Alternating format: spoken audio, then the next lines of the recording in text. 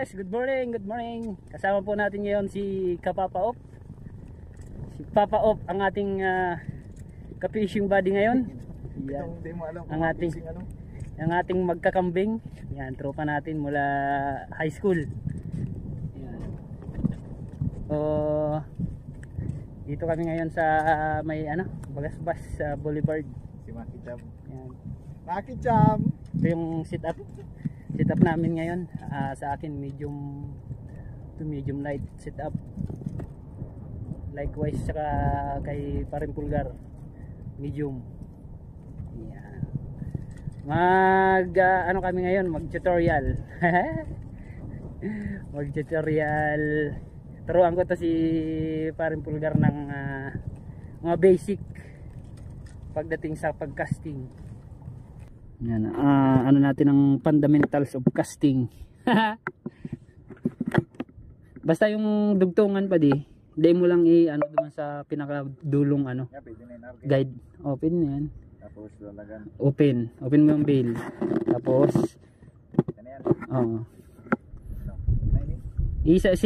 salipit mo sa mo, sa kamay mo. Kumbaga ito lang ang naka yan sa line. Yung sige. Tapos tapon mo. Sige. Di mo nahiling ang lure? Ito na, nagbagsak na. Yan. Tapos pag makuha ka kayo buddy, ang retrieve mo kayan, medyo i-jerk mo yung i-jerk mo ng konti yung rod para pag may kumagat, talagang sabit sa hook. Okay. Tapos titingnan mo yung yung target mo kung saan mo siya tatargetin papuntahin. Dapat na mo yung nasusundan mo yung bagsak ng lure sa yung lipad. Para aram mo kung saan ang target mo. Ano ka ba, kaliwa o kanan? Kanan. Ako kanan din ako, pero kaliwa ako baka di ka sanay sa kaliwa. Sanay ako arcade. Diyan ka nag-iikot yan. Isingit mo siya, arcade nyo. Isingit mo. Ilan, duwa. Oh, tapos kunin mo yung yung line. Kunin mo nung isa lang, kahit isa lang yan eh. Ito lang index finger, kunin mo tapos open mo yung bail. Tapos aim mo siya kung saan mo siya kung saan mo siya gustong targetin na spot. Doon mo siya ihahagis. Halimbawa ako doon ko papuntahin. Yun. Tapos retrieve. Tapos lagyan mo ng kunting jerk.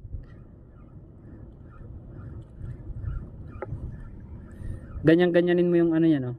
Talaga yan pa din? Ha? Di, bisabit. Basura. Magaan kasi ito eh.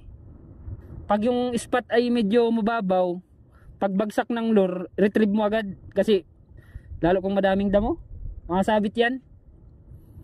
Ka kayan, baba ka kayan. Yan. Ay, ito, sa kuya, halo ito. Oo, halo ito. Hiling mo, mahiling mo ang lure kayan, sundan mo ang lure. Kung saan mabagsak. May hiling hayop yan. Susundan mo. Susundan mo lang. Ito. Pabagsak na. Oh. Ako magkaito ba di? Aray, baga. Yan maganda pa di sa sa isla.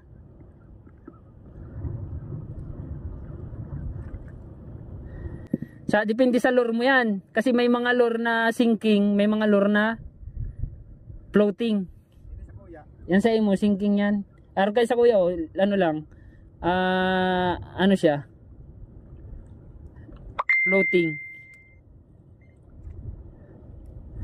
Yan. Oo. Yun layo baga. Pero maganda pa rin pag talagang sa tunay na spot na may mga mga isda talaga. So, ganda kayan pa di, rayong naabot. Kasi the more na malayo yung naabot ng mo, mas malaking chance na matarget mo yung mga spot na Parehas wala magkakita. Oo, magaan lang yung akin eh. Sa akin kasi floating eh. Ayun ang jerk, natatawag ganito, 1, 2, Yan, tapos pause, tapos normal. 1, 2, 3, pause, normal. 1, 2, 3. Para nalalaro mo yung ano, yung lure. Mas na-attract mo yung isda na kumagat. Yan.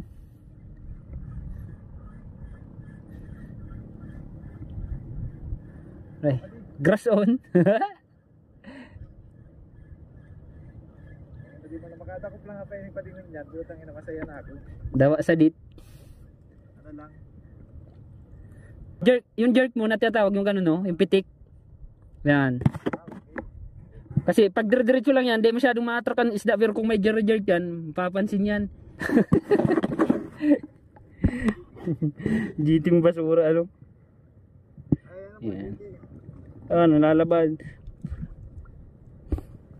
Ano? Umaga magandang umaga sa kahapon. Pag umaga mga 5 to 8 or 9, pwede yan, maganda yan. Kasi yung isda, ano pa yan, active. Lapit lang. Nanginginain. Ang pagtapon mo pati, hindi galing sa likod pa di, sa gilid. Gari spin mo siya. Huwag galing sa likod kasi ang ano niyan, mag-rainbow.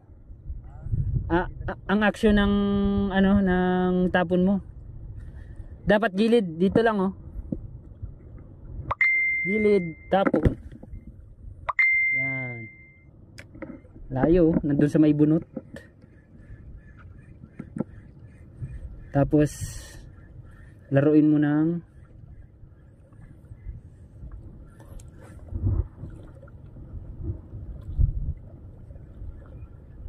saan bumagsak sa iyo? Maraming basura ay. Grass on! Grass on! Hindi pa di sa spot na yun, tutorial lang muna.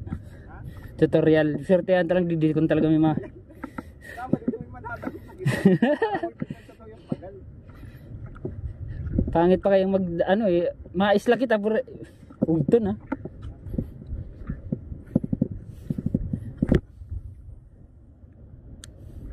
Layo baga no?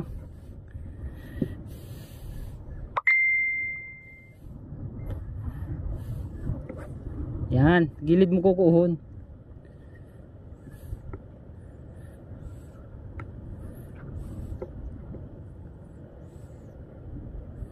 Ito ang ating kaibigan na inaaral pa lang ang pag-casting.